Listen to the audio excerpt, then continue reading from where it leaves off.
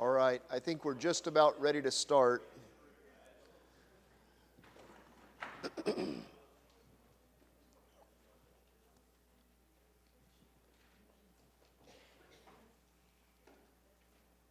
Good morning, everyone. Welcome to class. Handouts for this morning are on the foyer, on the table in the foyer if you don't have one.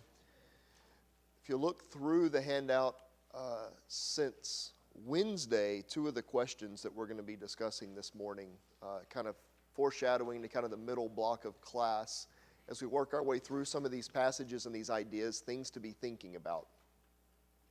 One question we're going to talk about as a group, what is the difference, or is there a difference, and if so, how would you, what difference does it make? How would you describe it? What is the difference between a debt that is paid and a debt that is forgiven? So a difference between a debt that's paid and a debt that's just wiped away, that's just ignored or forgiven. That's one question we're going to talk about. The other is, how does the idea of redemption, so we're going to be talking about the idea of us being redeemed this morning. How does this idea of redemption of a debt that needs to be paid demonstrate that a merit-based system of salvation doesn't work? So those are some of the questions that we're going to be looking at as a group. So we work our way through some of these passages at the beginning of class, be thinking about those two questions, and we'll discuss them in a few minutes. Before we get started, Carl, would you lead us in a word of prayer? Dear God, our Father, we praise you that we can be here today, we can address your throne, that we can draw close to you as your people, that we can look at your word, that we can be with brothers and sisters in Christ.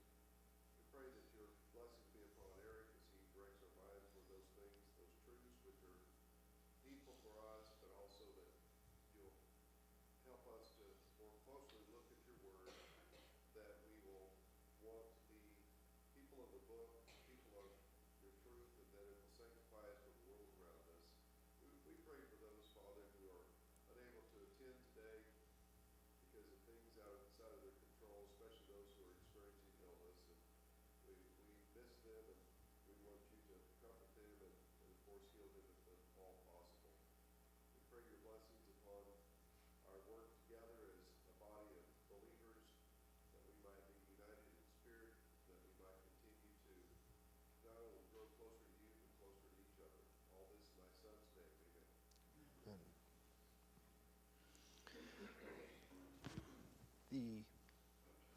The idea that we're going to be looking at this morning, so we've been working our way through some of the, we're talking about God's plan of redemption, some of the words that are used in the New Testament to describe what was accomplished on the cross.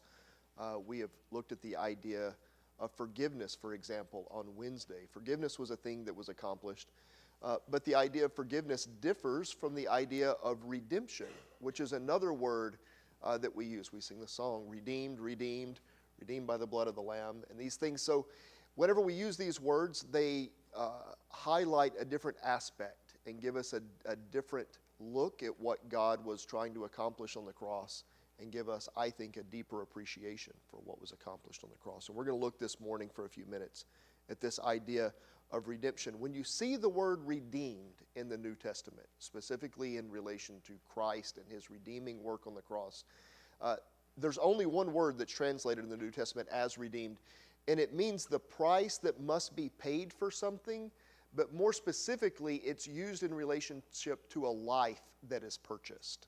So something, a debt that has to be paid to pay for, very specifically, a life.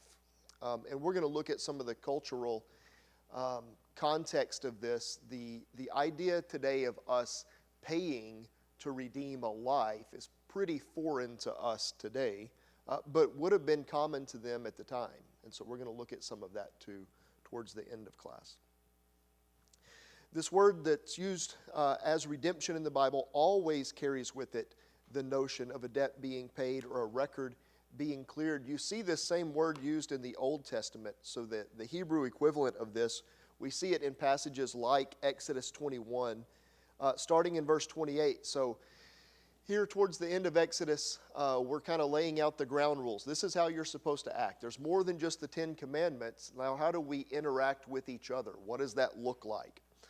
And one of those rules that was laid out, when an ox gores a man or a woman to death, the ox shall be stoned, and its flesh shall not be eaten, but the owner of the ox shall not be liable.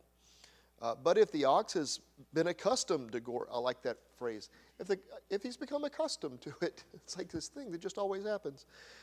If the ox has been accustomed to gore in the past, and its owner has been warned but has not kept it in, and it kills a man or a woman, the ox shall be stoned, and its owner shall also be put to death. If a ransom is imposed on him, then he shall give for the redemption of his life whatever is imposed on him. So it's the idea. Listen, if your animal just goes crazy, you kill the animal. But if the animal has always been crazy, and you didn't keep it in a fence, well, that's your fault too. You're liable for the life. So kill the animal, and also you're responsible for that life that was taken. You're to be put to death. But it says here at the end, if a ransom is imposed on him, that idea of a ransom being imposed and the idea of redemption is what we're talking about. You're supposed to be put to death. But if I say, listen, instead of I am the harmed person here, instead of putting him to death, instead I'm imposing a ransom. I want you to pay this amount of money and you can live. That's option number 2. If a ransom is imposed on him, then he shall give for the redemption of his life whatever is imposed on him. And this idea of being the redemption of your life is the same theme that we're going to be looking at in the New Testament. You see it also in Numbers 35. So in Numbers 35, if anyone kills a person, the murderer shall be put to death on the evidence of witnesses. So if we have multiple witnesses, if you kill someone, you shall be put to death. But no person shall be put to death on the testimony of only one witness. Moreover, if you shall accept no ransom for the life of a murderer who is guilty of death, but he shall be put to death. So you see the difference between the passage in Exodus and then what we see here in Numbers. In Exodus, they're like, listen, it was your animal, you should have taken care of it, but you're not directly responsible for it. You should have taken care of this and kept it in the pen, but you didn't. You're indirectly responsible for this life that was taken.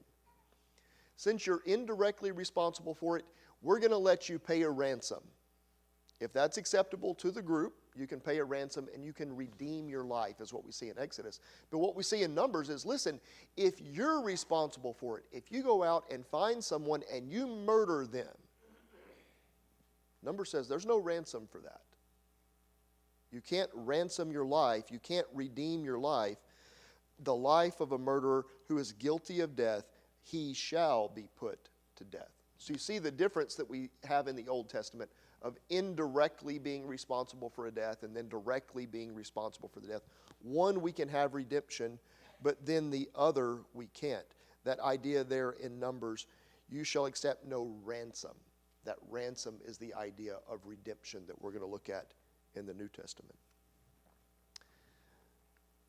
You see this over in the book of Matthew, starting in verse 20. Whoever would be great among you must be your servant, and whoever would be first among you must be your slave, even as the Son of Man came not to be served, but to serve, and to give his life as a ransom for many. That idea of being a ransom for many is the idea. It's the same word that's used as redemption. So as you're working your way through the handout, what are some of the words that are used to describe this idea of redemption? Being redeemed or redemption, but also the idea of a ransom. You have the kidnapper movie, right? So the kidnapper kidnaps the president, and then he calls and he says, listen, they're all in the room waiting for the phone call. And what are they asking for? They're asking for a ransom. We have a life, and we're willing to sell it back to you for the ransom money. And that's the idea that we see here in Matthew 20. Jesus is telling his disciples, listen, you have to be a servant. And then to give an example of what kind of servant we're supposed to be, he said, even as the Son of Man came not to be served, but to serve, and to give his life as a ransom for many. So part of this idea we talked about on Wednesday, Jesus is talking about, listen, I'm going to give my life for forgiveness. And then he says here in Matthew 20, also, I'm going to give my life, and what my life accomplishes is a ransom. I am redeeming. My life will purchase many, is what he's saying in Matthew 20. So it gives us a different look at what was accomplished on the cross. And again, and I only say this because it's something that I've been looking at in the notion of apologetics. This has come up over and over again. The idea was Jesus aware of what was going to happen to him, right? Was he just a prophet and also he happened to die on the cross? Before his death, Jesus predicted. He prophesied of his own death. We see this in nearly every class. We've looked at passages where Jesus predicted his death. And not only did he predict, it would have been pretty predictable that Jesus would die, right? Like if you get up and you say all of these outrageous things that are against the Jewish leaders, it's very predictable that they're going to want to put you to death. That is easily predictable, but what Jesus said is, I'm going to give my life and it will be a ransom. It's the plan. I'm giving my life for a purpose, and that purpose is to ransom many people. You see it in the book of Hebrews. Now, we spent a lot of time on Wednesday in Hebrews 10, talking about the blood of bulls and goats and how the sacrifice of Christ, that blood and that sacrifice is superior to the old law. Leading up to that in chapter 9, you see this. The Hebrew writer says, when Christ appeared as a high priest of the good things that have come, then through the greater and more perfect tent, not made by hands, that is, not of this creation, he entered once for all into the holy places, not by means of the blood of goats and calves, but by means of his own blood, thus securing an eternal redemption. He's introducing here in chapter 9 that idea of the blood of bulls and goats. He says bulls and calves here. Goats and calves here in Hebrews 9, leading up to what he says in chapter 10, that I will remember your sins and lawless deeds no more in chapter 10. But he says here in chapter 9, by means of his own blood, and that he's securing an eternal redemption. And that's what we see in the differences between the old law and the new. Part of what we saw in chapter 10 is that I'm going to remember your sins and your lawless deeds no more. Priests offer sacrifices every day. Every day we're offering sacrifices. Every year we're offering sacrifices. There's no forgiveness. We're just kind of kicking the can down the road over and over and over again. But then he says, now I'm going to remember them no more. And in chapter 9, he says, I'm securing an eternal redemption. You will be redeemed forever. Not for a year, not for a little while, but you'll be redeemed for forever. We see it in Ephesians 1, and we looked at this passage on Wednesday too, kind of foreshadowing to this morning. In him we have redemption through his blood. So part of what his blood accomplished was redemption, the forgiveness of all of our trespasses, according to the riches of his grace, which he lavished upon us, in all wisdom and insight, making known to us the mystery of his will, according to his purpose, which he set forth in Christ as a plan for the fullness of time, to unite all things in him, things in heaven and things on earth. So in this passage now, this idea of redemption is introduced, and it encapsulates all the things that we've talked about so far. We have reconciliation here at the end. All things in heaven and earth are united to him. The idea of forgiveness is accomplished. And then there in verse 7, in him we have redemption through his blood. Words are important, and words mean things. If I tell you I am frustrated, that is different than telling you I am angry, which is different than telling you that I am furious. Right? If I use those words, like words mean things, and I think that's something that's lost in our culture today. Not all words, we try to just ignore the traditional meaning of words and say, well, I'm just going to say this thing and I want you to understand like how I feel. Okay, well, I can understand how you feel by the words that you use. And this is something that's lost in our society today. Words have meanings, and words mean things. And the words that we use are important. And so, when we look at passages like Ephesians 1, if we look at the meaning of these words, and at a foundational level, you don't have to understand all this. We talked about it, I believe, last Sunday. If you don't understand any of this, you're like, look, all this is confusing to me. I don't know. I don't care. I know that I'm in sin. Jesus died for me, and because of that sacrifice, I put my faith in God and in Christ, and He saved me. You're saved. But knowing that Christ forgave you and that at the same time He bought you does give us a deeper appreciation of what was accomplished. And it also gives us a deeper appreciation of our relationship with Him. Let's look at how that kind of plays out. In 1 Timothy 2, Paul writes to Timothy, he says, "For there is one God, and there is one mediator between God and man, the man Jesus Christ, who gave Himself as a ransom for all, which is the testimony given at the proper time." There's one God, there's one mediator between God and man, the man Jesus, Christ Jesus, who gave Himself as a ransom for all. Sidebar real quick. So on Wednesday, I gave the invitation on Wednesday. I was filling in for somebody else kind of at the last minute, so I'm looking at, like, we're talking about God's plan of salvation. I'm like, well, we'll just use this, right? So I've got a verse from this, we'll use that. After class, somebody came up to me and he goes, you know, when we talk about forgiveness and what was accomplished on the cross and that it was for all time, and tied in 1 John. So in 1 John it says that Christ is an advocate. Now I had some other words prepared. I heard that and I thought, well, I'm using that right now. And so we talked about on Wednesday night real quick the idea of Jesus being our advocate. What is the difference between an advocate and a mediator? Because using these two different words have meanings. Using these two different words, I think, gives us a different, in my mind, it paints a different picture of what Christ is doing. So the difference between an advocate and a mediator, He's both of them, but what aspects do those two words highlight? I think an advocate is on your side as an attorney or someone. A mediator would simply work between two sides to get a reconciliation accomplished. Yeah. So if you didn't hear, so advocate is on your team, right? Advocate is on your side. He is representing you, whereas a mediator represents both parties.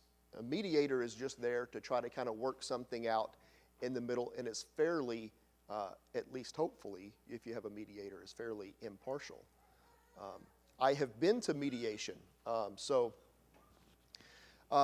In the course of my work, I've had to go to mediation for lawsuits before, and in that mediation, this is what it looks like. You're in a room, and the other people are in a room. And then there's one guy, the mediator, and he goes back and forth between the two rooms. And he has no affiliation with either people. Both parties have to agree. Paul is going to be our mediator. And Paul's got a good reputation for mediating things, and he seems to be pretty successful at getting people to agree. And so he's independent, and we have people that are over here, and they're disagreeing about something. And Paul steps in, and he kind of works things out. Like, okay, you want $6 million, and they're offering $15,000. Let's try to meet in the middle somewhere. That's the mediator, is impartial. And he's just trying to work out a disagreement between two people. Typically, in our court system, mediation happens when? If you've been to mediation, at what point in the process does mediation happen? What's that? I can't hear you. Settlement, yeah. So mediation can work out the settlement. And mediation can happen before you go to court. Mediation works out that, like, hey, listen, you know, you're offering $15,000 and they want $6 million. We've got a big bridge to build here. Let's try to figure this out. Ideally, they want to do that before you ever go to court. That's not what an advocate is. An advocate is somebody who looks at the party and says, I'm on their team, and they're standing where? They're standing before the judge. They're standing in court before the judge, and they are saying, yeah. They did this, in the case of Christ especially. They did this, but A debt has to be paid. He owes you a life, but I've already given one. And so since I've already given one, he doesn't have to give you his. And that's the difference. The mediator isn't on anybody's team. Hopefully, if you show up and the mediator is on somebody's team, they're not a good mediator. And additionally, that mediation kind of sometimes can give us the idea that, like, well, I think something and Todd thinks something and we're just disagreeing. Paul's going to step in and try to help work things out. That's not the relationship that we have with God. God is righteous. We are sinful. And the advocate is pleading our case. The advocate is standing between us. And so those are just some of the things. As we look through this, these words that are used can give us a different look at what is being accomplished. Jesus is working back and forth.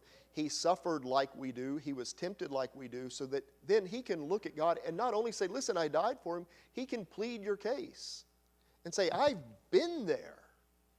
I know what they're going through.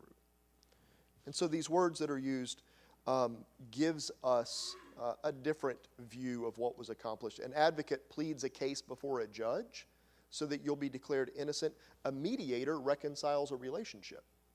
Relationship was broken. We looked at reconciliation several weeks ago. Mediator does that. The mediator fixes a broken relationship.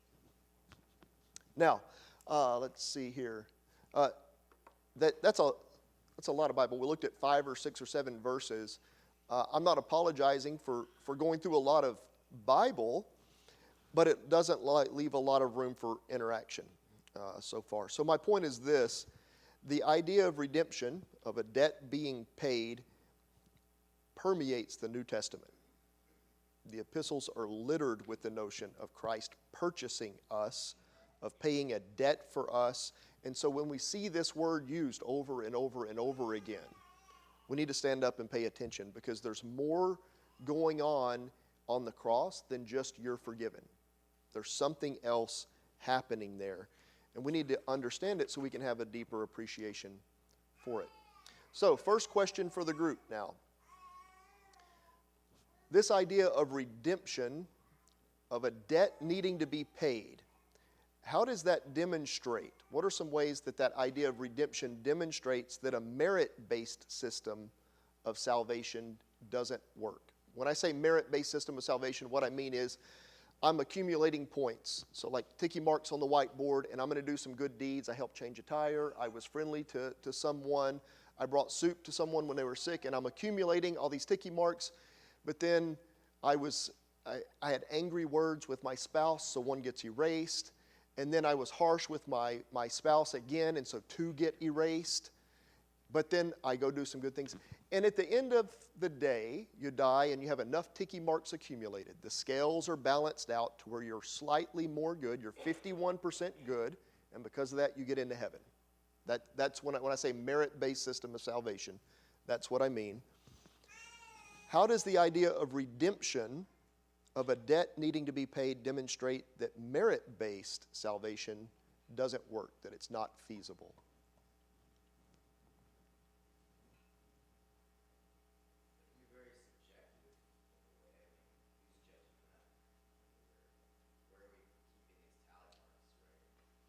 Yeah, so who's keeping the tally marks? Because what I consider a really good deed isn't, right? Or I'm doing it for my own good. I stopped to change a tire so that everybody would see Eric on the side of the road changing a tire and look how great I am, right? And then the value that we assign to them, well, it was changing a tire in the rain, so I get 3 or 4 ticky marks for this, right? So it's subjective. And we don't know where the tiki marks would actually lie. We would tend to say, I've got a lot. If you ask people, are you 51% good? Everyone will say yes. Everyone will answer yes to that. I was just going to say, there is no possible way to put enough ticky marks to earn your way into heaven. And so you may fool yourself into thinking, I'm better than the guy next to me, or any kind of basis that you may have, but it's God's basis that counts. And if he says that we need to be redeemed, it's because we can't earn enough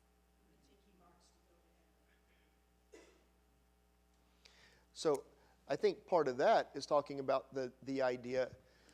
So we said the value assigned to the ticky marks, but then it's also the value assigned to the debt. We don't have a proper understanding of the value of the positive ticky marks or how much would ever be erased, how many we need to get out of debt, not having a proper appreciation of that. I think on Wednesday, I think that was something a couple people, Randy, talked about, having a proper appreciation of our debt. We got a couple of hands. We'll go Parker and then Carl. The life debt that we need relief from doesn't get imposed at 49% that or 50% that or 51% that. That life debt is imposed at like 0.001% that. As soon as there's a little bit, there's also a life debt from our sin that we need relief from. I'm going to come back to that in just a second. Go ahead, Carl. All right. In Proverbs 6, it talks about a man that steals his neighbor's goods versus violating his neighbor's marriage relationship with adultery. And it says with the adultery, there's no level of compensation that will appease the neighbor. In other words, you can pay back 7 times the goods you stole. But the other violation, he says there's not a way to assess a value on it. So I'm going along with what Lynn says and also what Randy said on Wednesday, that the significance of sin and the way in which God assesses the damage is greater than what we could ever inherit repay.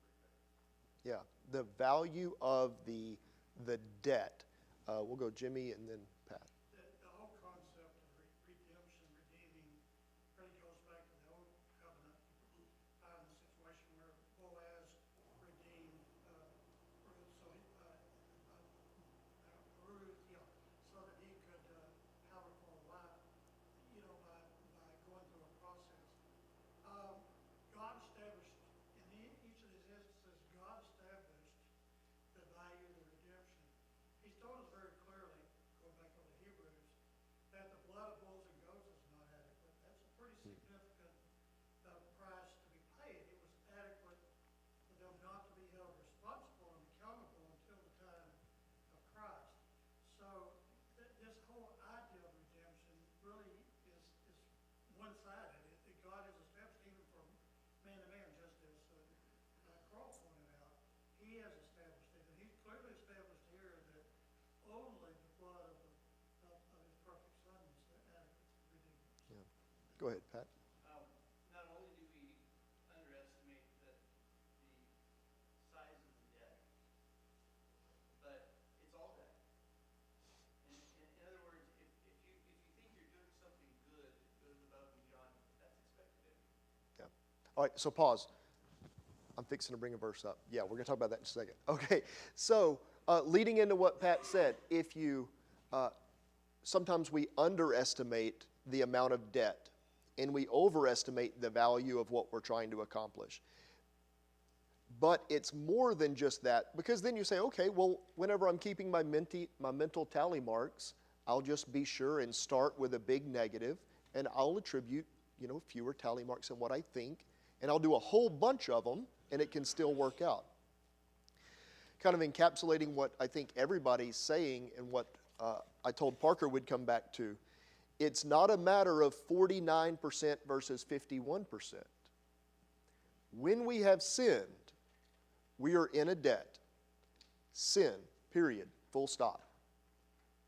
Sin puts us in a debt that we cannot pay. A sin does. And the wages, the New Testament tells us, the wages of sin is death. And that's the idea that we're looking at this morning, Christ being that death for us. In order for us to be redeemed, for the life debt to be paid, a life had to be taken. So part of it is what Parker's talking about, the idea that it's 0.00001. It's not 49 or 50. Sin puts us into debt that we can't pay. And then what Pat brought up to us, if you'll turn over to Luke 17, and it's the idea that the good things that we do, we're not accumulating tally marks for them at all. It's not the idea that if I get enough of them, you can't get any. There's no tally marks to be had. In Luke 17, we're going to start reading in verse 7. Verse 10 is up here on the screen. Will any one of you who has a servant plowing or keeping sheep say to him when he has come in from the field, come at once and recline at the table? Will he not rather say to him, prepare supper for me and dress properly and serve me while I eat and drink, and afterward you will eat and drink? Does he thank the servant because he has done what was commanded? So you also, when you have done all that you were commanded, say, we are unworthy servants. We have only done what is our duty. Christ's instructions to his disciples are, listen, when you've done everything right, your idea should be, I'm an unworthy servant. I've only done what was expected of me. We're not allowed to accumulate tally marks. You can't get any. There's none to be had. And I cut you off, Pat, if you have anything else to expound on it. Okay. So this idea, a merit-based system of salvation not working. If we have a proper understanding of redemption, proper understanding of what the debt is, and a proper understanding of the value of our good works, it helps us to discard this idea of a merit-based system of salvation. One more question. I'm going to try not to run out of time. We got some stuff to talk about at the end. But why is being specific with this definition of a debt being paid important? What is the difference? What's the difference in a debt that's paid and a debt that's forgiven or a debt that's canceled? Is there a difference? And if there is one, what is it? One of the questions we brought up on Wednesday.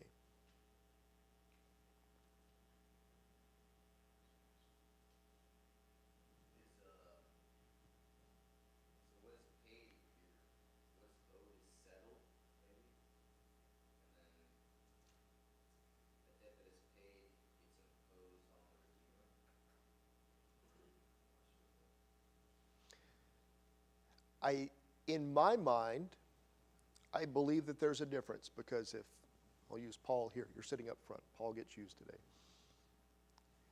If I owe Paul $1 million, and Paul looks at me and says, well, Eric can never repay my $1 million. Like, Eric can't do it. And he says, okay, never mind, just forget about it. That $1 million is still missing. The debt is still outstanding because now Paul's got a hole in his budget. He's like, listen, Eric, you owe me $1 million. I have a $1 million pot in my budget that's empty. I need you to fill it up. And I said, listen, I can't do it. And he goes, okay, never mind. And if he just, we talked about on Wednesday, what if God just said, hey, you know what, everything's forgiven, it's fine. The idea of redemption does away with that because there's still the pot. The debt still exists. It's still out there. It's still owed. Paul's just absorbing it. And that's different than the notion of Eric owes Todd $1 million and he can never pay it. And Todd says, well, listen, I've got this. It has to be paid. I've got my $1 million bucket and you've got to fill it up. You said you would, now do it. And Paul steps in and says, hey, I'm going to pay it for him. When Paul steps in and pays the debt for me, the debt is paid. It's wiped clean. There's no more record of it. We talk about Hebrews 10. I'll remember their sins and lawless deeds no more. If the debt just isn't paid, it's remembered. The debt has to be paid. The life has to be bought. We looked in Exodus. Listen, the debt is your life. The option for just saying, hey, it's okay, never mind, that bull was just crazy, it gored somebody, no problem, no harm, no foul, forget about it. That's not on the table. It's either your life or the debt is paid. James, did you have your hand up?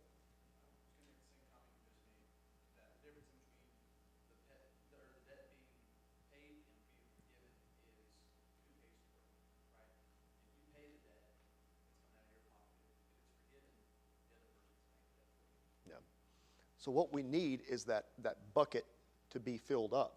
The debt has to be paid. It can't be forgotten. It can't be wiped clean until it's paid. And it's the difference between Paul saying, never mind, I'll just absorb the $1 million debt from Eric and from Scott and from Pat and from Jimmy and from John and from Brett. And he's just absorbing all of the debt, and he just has all of these empty buckets. That's different than someone stepping in and saying, hey, I can fill up all the buckets for them. That's an advocate. I'm on their team, I'm representing them, and I have the debt payment. Steve, do you have a comment? Seems to me that the difference between the two is its effect on the one that receives the forgiveness.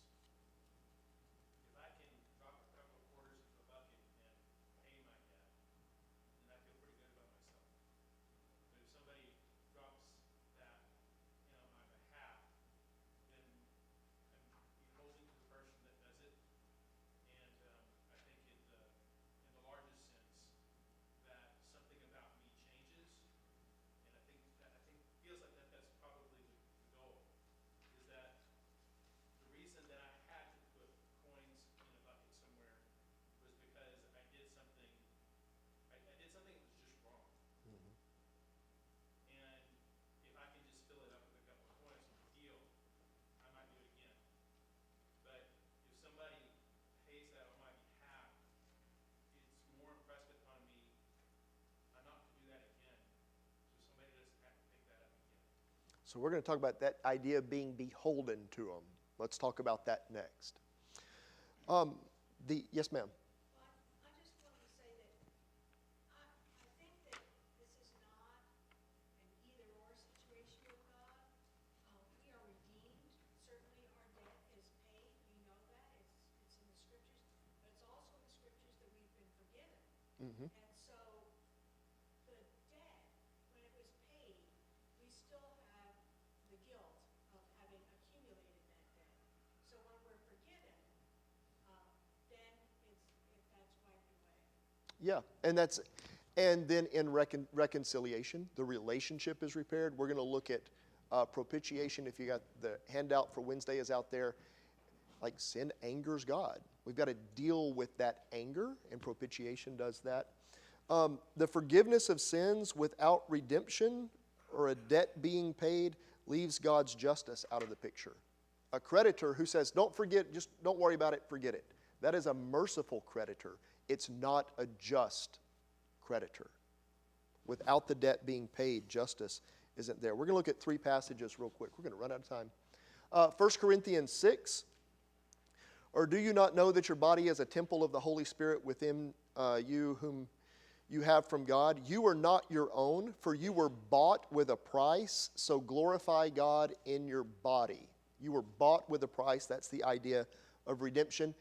In Titus 2, 11 through 14, Jesus, who gave himself for us to redeem us from all lawlessness and to purify for himself a people for his own possession, who are zealous for good works, were redeemed to be his possession. And when we are his possession, we are to be purified.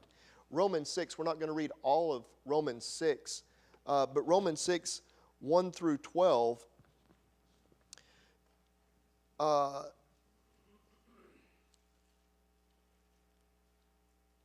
Romans 6 starts off talking about the idea of our death and burial in baptism, looking like the death and burial and resurrection of Christ.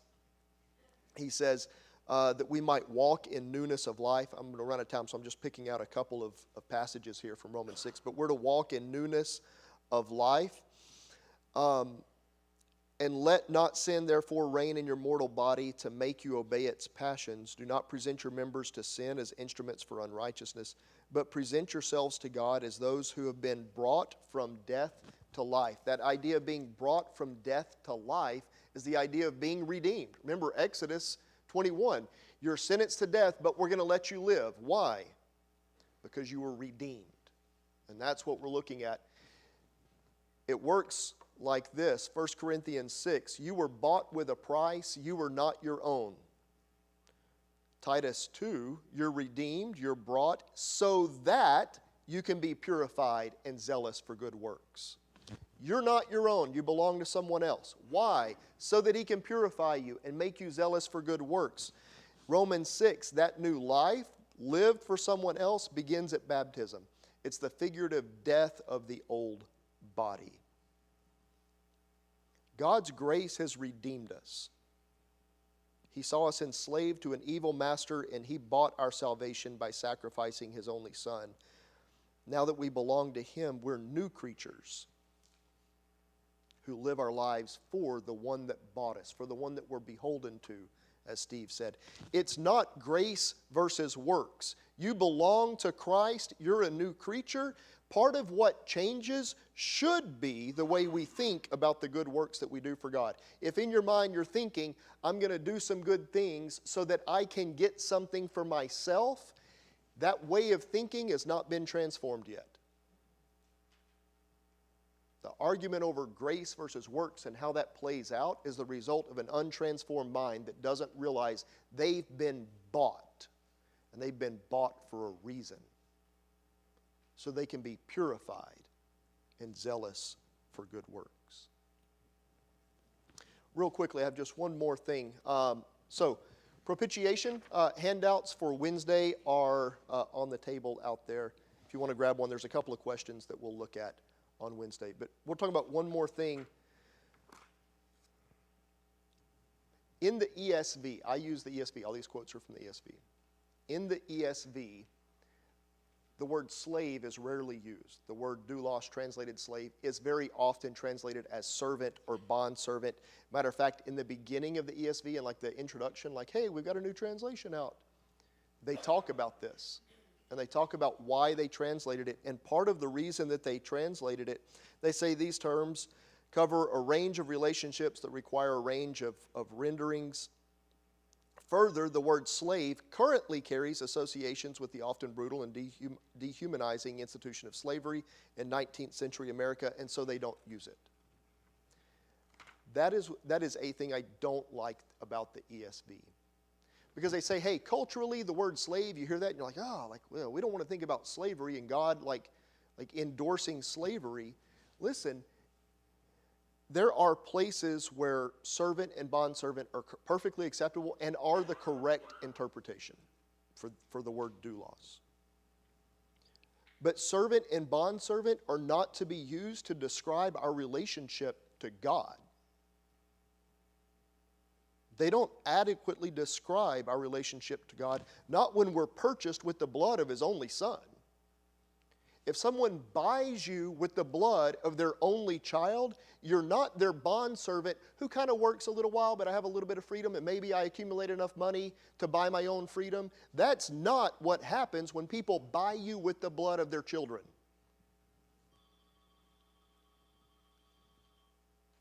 We weren't just purchased to be possessed. We were purchased from our futile ways and called to be holy. We were raised to walk in a new life. Sin won't have dominion over us. We're no longer slaves to sin. But if you're not slaves to sin, you're slaves to something.